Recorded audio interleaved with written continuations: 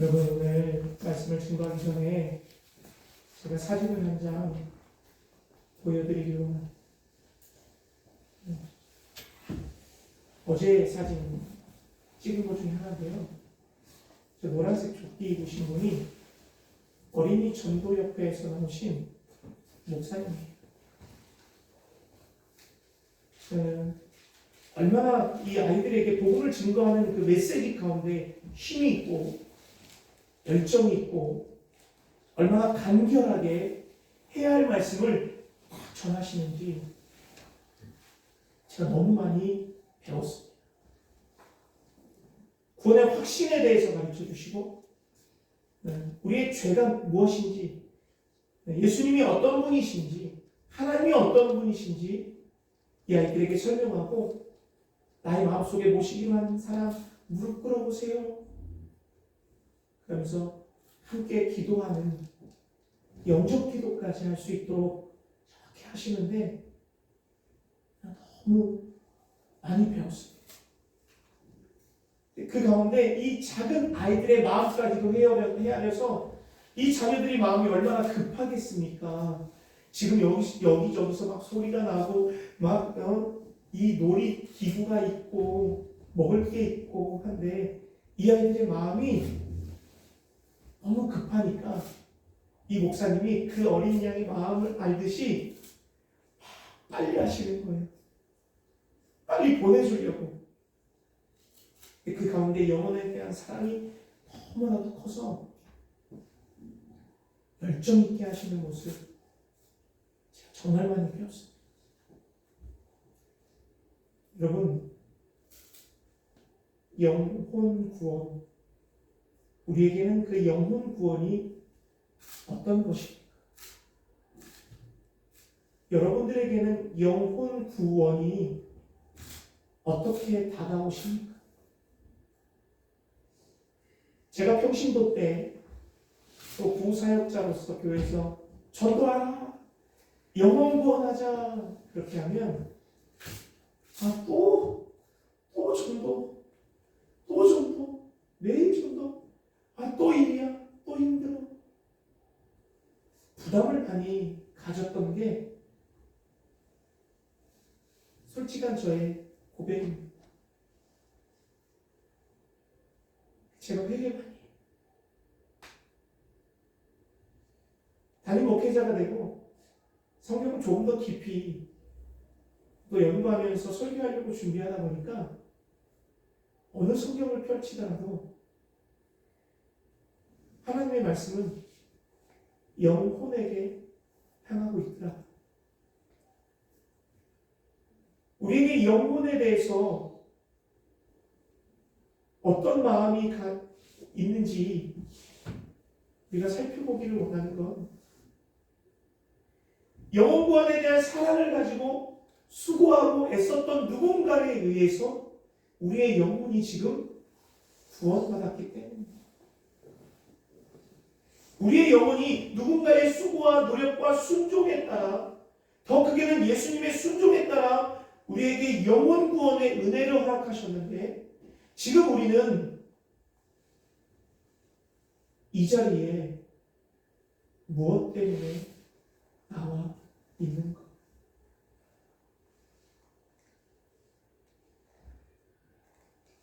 예수님께서는 하나님의 본체이시고 하나님이신 분인데 이 땅에 오셔서 그 생명을 우리에게 주셨습니다.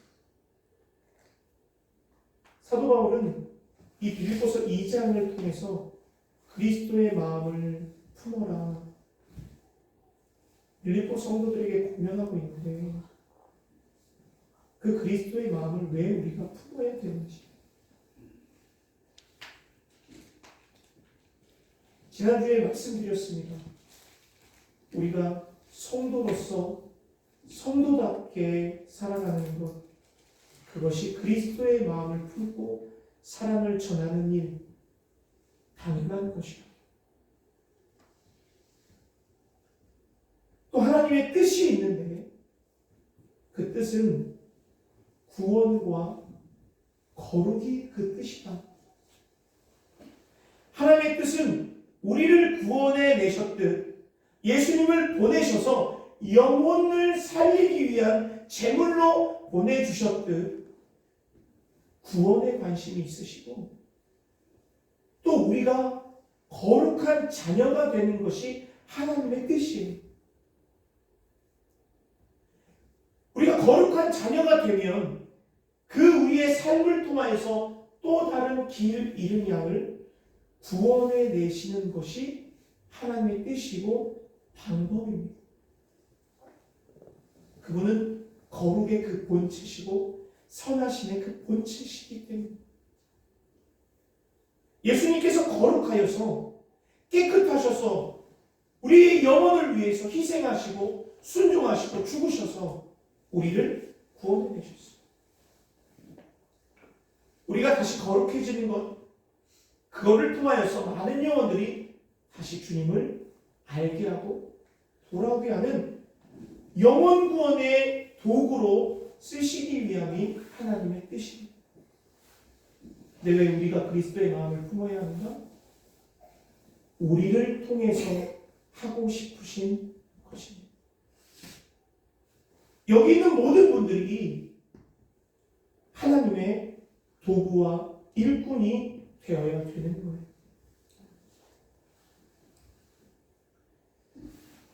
오늘은 이 기본 전제를 가지고 그렇다면 우리가 하나님의 마음을 품고 그 뜻에 순종하는 것이 그리스도의 마음을 품고 살아가는 것인데 어떻게 하는 것인가 말씀드리면서 빌보서 2장 말씀을 이 빛의 자녀 흠없이 살라라는 말씀을 이제 종결합니다. 우리는 어떻게 살아야 합니까? 어떻게 사는 것이 그리스도의 마음을 품고 사는 것이고 어떻게 사는 것이 하나님의 뜻을 품고 사는 것이고 오늘 14절을 한번 보겠습니다. 모든 일을 원망과 시비가 없게 하라. 우리 14절에 이렇게 기록합니다. 제가 우리말 성경을 좀 가지고 왔어요. 여러분 우리말 성경으로 한번 다시 함께 읽어보겠습니다. 시작. 무슨 일을 하든지 여러분은 불평이나 분쟁 없이 하십시오. 원망과 시비가 없게 하라는 말을 우리말로 바꾸니까요. 불평이나 분쟁이 없게 하라고 기록하고 있어요. 분쟁, 불평할 때에 분쟁이 생깁니다. 불평하는 것은 타인의 뜻과 내 뜻이 맞지 않기 때문에 분쟁이 생겨요. 그 분쟁이 없이 하나님의 뜻을 우리가 함께 이루어가려면 사랑이 기본 전제로 깔려 있어야 되는 거예요. 그래서 빌립보서 2장 1절과 2절에 사랑을 가지고 뜻을 합하라 라고 기록한 것이 여기에 있습니다. 분쟁은 사랑이 없으면 분쟁하게 돼요. 불평은 사랑이 없으면 불평하게 됩니다. 여러분 우리가 성경을 통해서 한 번 더 불평과 분쟁이 언제 일어나는지 좀 보겠습니다. 지금 너무 깨알같이 지금 써놔서 잘 안 보이실 텐데 민수기 13장 25절부터 33절 말씀인데요. 모세가 이스라엘 백성들을 애굽에서 데리고 나왔어요. 그리고 각 지파별로 한 사람씩 뽑아서 12정탐꾼을 가나안 땅에 정탐을 보냅니다. 하나님의 뜻을 가지고 정탐을 한 거예요. 돌아와서 40일이라는 시간 동안 그 땅을 보고 와서 이렇게 말하고 있는 거예요. 여호수아 갈렙의 말입니다. 당신이 우리를 보낸 그 땅은 젖과 꿀이 흐르는 땅이다. 비록 그 땅에 거주 있는 강하고 성읍은 견고하지만 우리가 가서 능히 취하자. 이렇게 보고하고 있어요. 근데 이 두 명의 여호수아 갈렙 이외의 10정탐꾼이 아니라는 거예요. 그 그와 함께 올라갔던 사람이 이르되 이렇게 말해요. 우리는 능히 올라가서 그 땅을 정탐하니 그 땅은 진짜 악한 땅이야. 악평하고 있어. 거기는 엄청 거인들이 살고 있는데 우리가 스스로 보기에도 그들에게 비하면 메뚜기 같다. 우리는 거기에 능히 갈 수가 없다. 그 백성을 치지 못한다. 이렇게 말하고 있어요. 어떤 일이 벌어진 거예요? 뜻이 다릅니다. 하나님의 마음을 품고 갔는데 각자 사람의 보는 견해가 다릅니다. 우리가 무슨 일을 할 때에 투정하는 것, 내가 판단하고 내 뜻과 내 경험과 맞지 않으면 그거 아니야. 내가 해봤는데 그거 잘못된 거야. 라고 말하는 우리들의 습관이 있습니다. 우리는 하나님이 시킨 일에 그냥 하는 거예요. 우리가 온 가족 초청 잔치를 하고 있는데 그냥 전하면 되는 거예요. 그러나 다녀와서 뭐라고 얘기해요? 자신의 생각과 자신이 본 기준을 가지고 그 땅을 악평하고 있습니다. 못한다 이거야. 거기는 못 가. 거기는 거인들이 있고 우리는 메뚜기야. 결과를 이미 내려버렸어요. 자신의 생각이 들어가기 때문이에요. 서로 다르기 때문이에요. 우리의 생활 속에서 이런 불평들 많이 하고 있지 않습니까?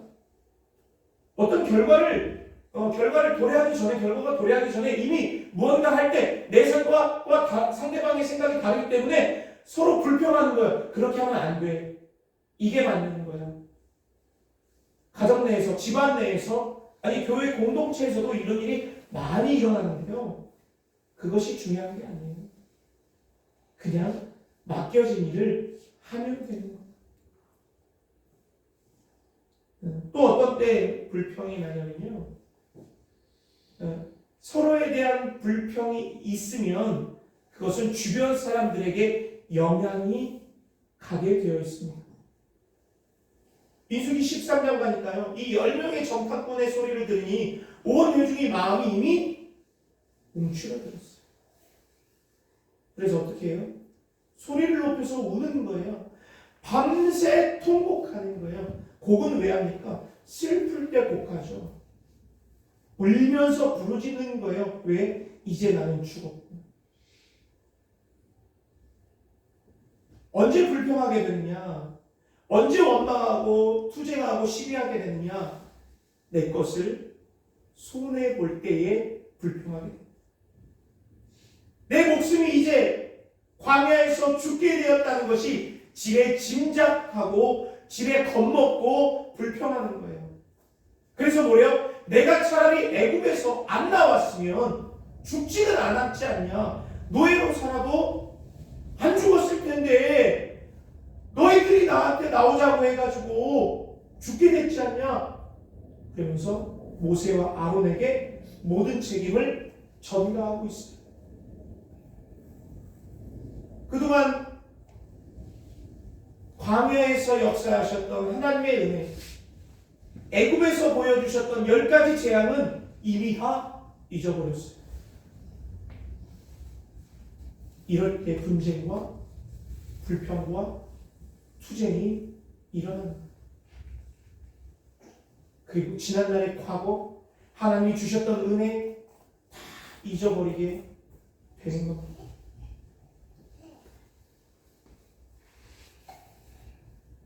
그럼에도 믿음이 있는 자는 아니다.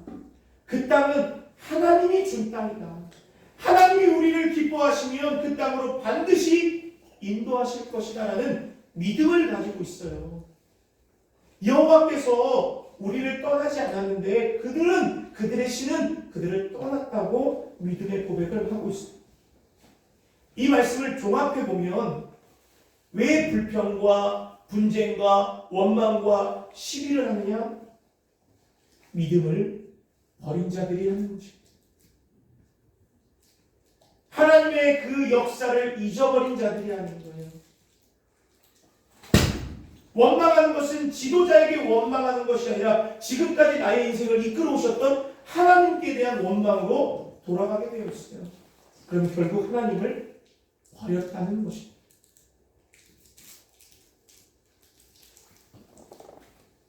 원망과 시비가 없게 하는 것, 하나님의 사랑을 기본 전제, 바탕으로 할 때 가능하다고 말씀드렸어요. 하나님의 사랑이 있다면 이런 원망과 불평과 시비와 이 책임의 전가를 할 수 있겠어요? 하나님이 우리의 인생을 지금까지 인도하셨는데 빌립보서 2장 2절에 나온 그 사랑은 원어로 보면 아가페라고 써 있습니다. 여러분, 우리들이 이야기하는 사랑은 한 단어로 되어 있어도 너무 어렵지만 원어의 단어는 여러 개로 나눠져 있어요. 그 중에 아가페라고 쓰여 있는 것은 하나님에 대한, 하나님이 우리를 향한 절대적인 사랑을 말하고 있는 거예요. 변하지 않는 영원한 사랑을 말하고 있는 거예요.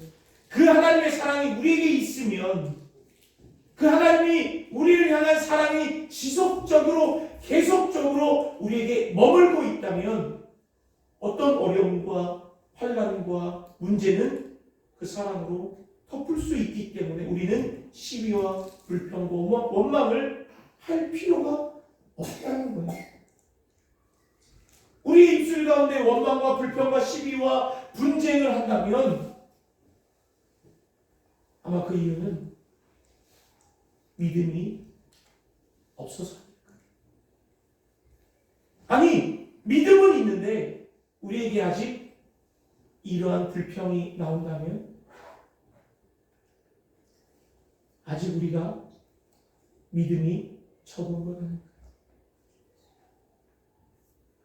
우리가 하나님께 쓰임받은 그리스도의 마음을 품고 그 뜻을 품고 살아갈 수 있는 방법은 우리에게 먼저 이 믿음이 있어야 되는 줄 믿습니다. 그 하나님에 대한 영원한 사랑. 지난주에 제가 설교를 하면서 이런 말씀 드렸어요. 이 지금 세상은 메시지를 원하지 않는다. 메신저를 원한다라고 말씀드렸어요. 왜냐하면 요즘 사람들은요, 누군가에게 말을 듣는 걸 싫어해요. 우리 자녀들도 그렇지 않습니까? 지금 중학생이 이제 우리 아들도요, 얘기하는 거 별로 안 좋아해요. 무엇을 좋아하느냐? 누굴 따르느냐? 그렇게 살아가고 있는 사람을 따라갑니다. 영향력의 특징이요, 이렇게 살아가면 누군가에게 영향이 미치면 그곳은 변하게 된다는 거거든요. 그럼 우리가 있는 믿음이 있는 사람이 되어서 영향력을 갖추고 그렇게 먼저 살아낸다면 우리가 가는 곳이 변하게 되는 거예요. 예수님이 메신저라고 그랬잖아요. 예수님을 믿는 곳은 다 변해요. 예수님이 머문 곳, 예수님이 간 곳은 다 변했어요. 안 변한 곳이 없어요. 우리도 예수로 인해서 변했습니다. 우리가 예수로 충만하다면, 먼저 목사가 예수로 충만하다면 목사를 통하여서 영향력을 받는 성도들이 변하지 않겠습니까? 그러면 저부터 먼저 똑바로 살아야죠. 변화된 부모를 통해서, 부모가 변화돼서 예수로 영향을 받아서 충만하다면, 영향력을 끼친다고 자녀가 안 변하겠습니까? 변해요. 학교 교사가, 내가 예수 믿는 교사 한 사람이 있다면 그 학급은 변하는 거예요. 우리 성도들의 삶이 변하게 되면 또 거룩하게 살게 될 것이고, 그들과 함께 만나는 주변에 있는 모든 사람들이 우리의 영향력을 받아서 변하게 되는 거예요. 그렇게 된다면 충만교회 미래, 사랑하는 성도님들의 가정에 대한 미래, 우리 직장에 머물고 있는 그 직장에 대한 미래, 청년들의 미래, 여러분들의 미래 안 변하겠습니까? 하나님의 기적과 하나님의 은혜와 하나님의 역사가 나타나지 않겠습니까? 왜 우리에게 그리스도의 마음을 품고 그 뜻대로 살라 말씀하시는데요. 하나님이 우리에게 왜 원하시느냐? 이걸 원하시는 거예요. 우리 입술에서 원망과 불평과 시비는 없어져야 돼요. 그 사랑이 있으면 가능합니다. 여러분은 하나님의 사랑 버리지 마세요. 그 믿음 저버리지 마세요. 믿음이 없다, 하나님의 사랑을 저버렸다, 그 증거가 원망과 불평, 시비하는 것, 불안해하는 것. 우리 15절을 보겠습니다. 우리 이번에는요 15절을 우리말 성경으로만 우리 함께 다시 읽겠습니다. 시작.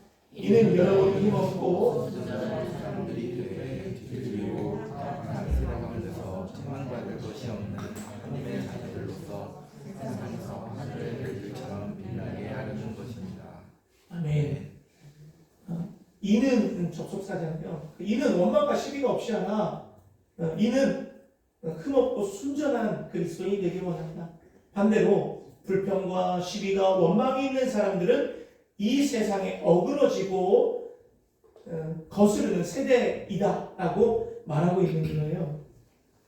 흠없다라는 것은 책망할 게 없다라는, 혼낼 게 없는 거예요. 흠 잡을 게 없는 거예요. 그리고 순전하다라는 것은요, 섞이지 않은 깨끗함을 얘기하는 겁니다. 세대가요 악해요. 그 가운데 우리가 순전한 것, 세대 가운데 깨끗함을 유지하고 있다라는 거예요. 그렇게 살라는 거예요. 지금 그러면 이 세대는 어떤 세대냐? 어그러졌다라는 거예요. 우리말 성경은 뒤틀렸다, 베베 꼬였다, 고집이 세다 라는 겁니다. 그리고 거스른다, 타락했다는 겁니다. 지금 이 세대가 비뚤어지고 타락한 세대다. 여러분 지금 이 세상을 보면 비틀어지고 타락됐다는 것이 인정되십니까? 이 가운데 우리가 빛의 자녀로 살아가는 것, 순전하고 흠없는 하나님의 자녀로 살아가는 것, 이 세상에 빛처럼 우리를 밝게 빛내서 우리가 어떠한 사람인지, 또 주님이 어떤 사람인지 알게 하기 위함이다 라고 기록하는 거예요. 이 사랑의 믿음을 바탕으로 하는 우리의 모든 일 가운데, 하나님의 사랑을 바탕으로 하는 우리의 모든 일 가운데 불평 없이, 원망 없이, 시비와 분쟁 없이 하나님께서 우리에게 명령하신 그 일을 즐겁게 복종하고 서로 한 뜻을 이루어서 하게 되는 것, 이것이 책망할 게 없다 라고 말합니다. 이것이 순전한 흠없는 자녀다 라고 말합니다. 이것이 빛의 자녀다라고 말하는 거예요. 지금 이 세대는 왜곡되어 있습니다. 불평하고 분쟁이 가득 넘쳐요. 각자 고집이 얼마나 세고 자기의 이 주장을 꺾지 않는지요. 서로 상대방의 일을 왜곡하고 부패하고 또 부패하고, 지금 이 세상이 그렇습니다. 거짓이 판치고 있어요. 그 가운데 우리가 하나님의 자녀로 사는 것 결코 쉽지는 않은 것 같아요. 그런데 그렇게 살면 우리에게 좀 손이, 우리가 먼저 좀 숙이고, 우리가 먼저 좀 포용하고, 우리가 먼저 좀 용서하고, 우리가 먼저 몇 발 더 섬기는 것 많이 어려운 일인가요?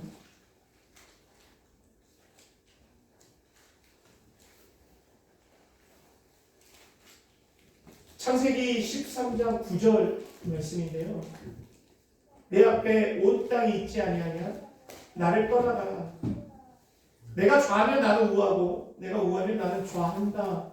이 말씀은 아브라함과 조카 롯이 함께 있다가 토지 소산이 너무 많아져서 이제 헤어지기를 앞두고 있는 장면입니다. 넓은 땅이 있어요. 아브라함이 롯을 데리고 와서 이렇게 얘기하는 거예요. 야, 조카야, 롯아, 이 넓은 산을 봐라. 이제는 너와 내가 함께 있을 수 없으니 이 넓은 땅 중에 네가 먼저 택해라.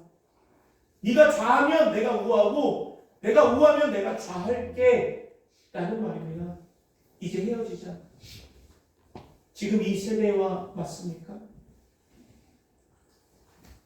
내가 좋은 땅 할 테니까 너는 아직 어리잖아. 더 나중에 좋은 땅 차지해. 내 걸 먼저 챙기지 않나요? 좋은 땅이 있으면 절반 50대 50 좋은 땅 나누고 나쁜 땅이 있으면 그 나쁜 땅도 절반 나누는 게 일반 아닌가요? 아브라함은 좋지 않은 땅을 선택하고 조카 롯이 좋은 땅을 선택해서 헤어졌습니다. 그렇게 해서 아브라함이 망했습니까? 하나님의 역사가 없었습니까?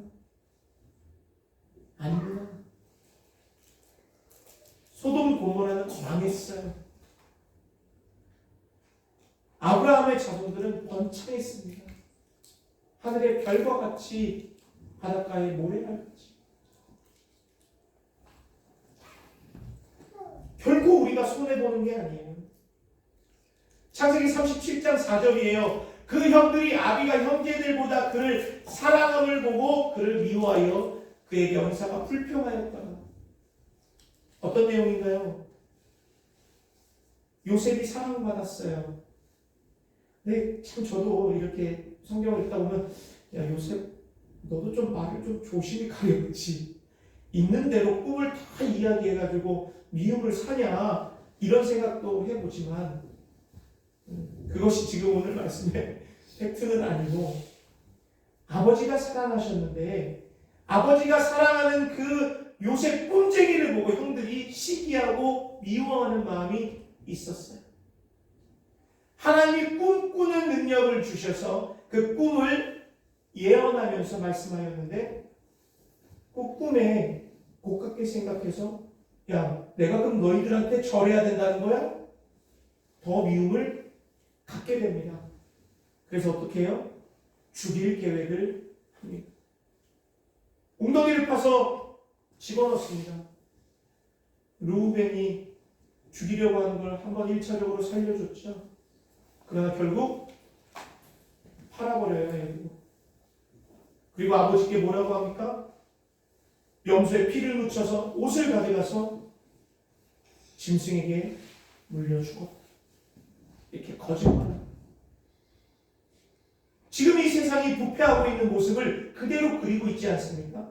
누군가를 미워하고 시기하고 죄를 짓고 죽이고 거짓말하고 또 왜곡시키고 부패해가는 이 모습, 이 세상에 우리가 그대로 살고 있는 거예요. 예수 믿는 우리가 하나님의 뜻을 품고 살아야 하는 이유는 하나님의 사랑을 알지 못하는 사람은 절대적으로 영혼을 섬기거나 영혼을 위하거나 용서하거나 이 세상의 어그러진 모습에서 벗어날 수가 없습니다. 하나님의 사랑을 아는 자들만 흠없고 순전한 삶을 살아갈 수 있는, 온가족 초청잔치 제가 기도하며 준비하면서 하나님 우리 성도님들이 입술을 통해서 전하는 것을 바랍니다. 누군가를 데리고 와서 예배에 참석시키고 함께하는 것 좋죠. 그러나 방법이 틀렸을 수도 있습니다. 와, 내가 맛있는 거 사줄게. 와, 한 번만 와, 한 번만. 그렇게 해서 말씀을 듣고 변하는 영혼들도 있습니다. 그러나 영혼구원은요, 내가 먼저 변하는 거예요. 내가 먼저 변해서 하나님의 역사를 경험하고 내가 흠없고 순전한 주의 종이 되어서 거룩한 삶을 살아가서 섬기고 인내하고 양보하고 그렇게 희생할 때에 우리의 삶을 통해서 궁금한 영혼이 우리의 초대에 응하는 거예요. 한 번만 와, 맛있는 거 사줄게, 선물 사줄게, 유혹하는 게 아니에요. 꼬시는 게 아닙니다. 복음으로 초청합니다. 우리가 먼저 변할 때 그렇게 할 수 있는, 저는 여러분들이 그렇게 복음 증거하시기를 소망합니다. 다음 주에 한 명도 안 하고 괜찮습니다. 우리끼리 천국 잔치해도 너무 괜찮습니다. 그래, 우리가 주님 앞에 왔을 때 한 번도 복음을 증거하지 못했다면, 한 번도 가족들에게 복음을 제시하지 못했다면 그 잔치에 참여하기 부끄러워지는 우리의 삶이 될 수 있습니다. 누군가가 초청을 했지만 응하지 않아더라도 우리의 입술을 통해서 반드시 복음을 증거해서 우리가 천국 잔치를 누리고 동참하는 저와 여러분들이 되시기를 소망합니다. 우리 마지막 16절 읽고 마치겠습니다. 우리 16절 제가 읽겠습니다. 생명의 말씀을 꼭 붙들어 그리스도의 날에 내가 자랑이 되게 하십시오. 이는 내가 헛되이 다름질하거나 헛되이 수고하는 것이 아니기 때문입니다. 우리말 성경은 좀 달라요. 말씀을 밝혀라고 말했는데요, 우리말 성경의 말씀을 꼭 붙들라 이렇게 말하고 있어요. 빌립보 성도들을 향한 바울의 권면이에요. 근데 이 권면이 바울의 마음이 아니에요. 주님의 마음이고 하나님의 마음인 줄 믿습니다. 그 말씀을 꼭 붙들어야 하는 이유, 에베소서 5장 8절에 이렇게 기록되어 있어요. 주 안에서 빛이라, 빛의 자녀로 행하라. 우리는 이것을 붙들어야 됩니다. 우리는 이미 빛의 자녀이고 빛의 자녀로 행해야 합니다. 마태복음 5장 말씀에 이렇게 있습니다. 너희는 세상의 소금이라, 너희는 세상의 빛이라. 소금이 맛을 잃으면 땅에 밟힌다는 거예요. 내가 예수를 믿고 예수를 믿는 정체성을 밝혔습니다. 근데 예수 믿는 사람답게 다니지 않아요. 그렇게 살지 않아요. 그럼 세상에 밟히게 되어 있습니다. 무시당하는 거예요. 교회가 업신 여겨지는 거예요. 예수님이 질박한 거와 똑같은 거예요. 그러나 내가 세상에 비치면 세상을 밝히고 그로 하여금 하나님께서 영광이 된다는, 하나님께 영광을 받으신다는. 또 누가복음 10장입니다. 너희가 하나님을 사랑하는 것 같이 내 이웃을 내 자신같이 사랑해. 이것이 빛의 자녀들이 해야 할 일이에요. 마지막으로 고린도전서 13장에 사랑이 무엇인지 나오죠. 사랑이 뭐예요? 오래 참는 거지. 온유한 거예요. 시기하지 않는 거예요. 자랑하지 않는 거예요. 교만하지 않고 무례히 행하지 않는, 자기 것만 찾는 거 아닙니다. 사랑하는 여러분, 사도 바울이 이렇게 빌립보 교회를 향해서 가르친 것은 본인이 그렇게 살았기 때문입니다. 그리고 그 성도들이 변해서 복음을 증거하고 있습니다.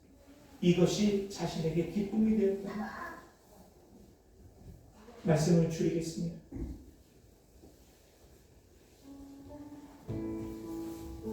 우리에게 영향력이 있다는 건 하나님의 사랑이 있다는 거예요. 그리고 우리가 쓰임받으면 변하게 되어 있죠. 우리를 통해서 누군가가 변했다면 하나님이 여러분들 통해서 기뻐하실 겁니다. 그러니까 여기 있는 저도 여러분들의 삶을 통해서 기쁨을 느낄 거예요. 그리고 여러분들이 복음을 증거해서 누군가 구원받아서 그의 삶이 변한다면 여러분들 정말 기쁠 겁니다. 정말 기쁠 겁니다.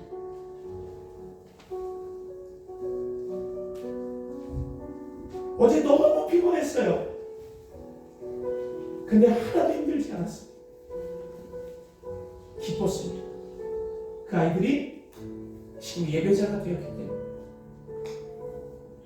여러분들의 삶 속에서 하나님이 부르셔서 사용하실 때 우리 힘이 없고 부족하지만 우리의 거룩한 삶을 통하여서 복음을 증거하고 하나님께 귀한 쓰임받는 저와 여러분들이 되시기를 소망합니다. 아무런 영향력을 미치지 못한다, 믿음을 버렸거나 순종하지 않았거나 세상에 물든 우리 사랑하는 충만교회 성도들 한 분도 이 세상에 밟히는 맛을 잃어버리는 소금이 되지 아니하고 세상의 빛이 되어서 우리가 가는 곳마다 많은 영혼들이 살아나는 놀라운 은혜와 역사가 나타나시기를, 그렇게 쓰임받기를 주님의 이름으로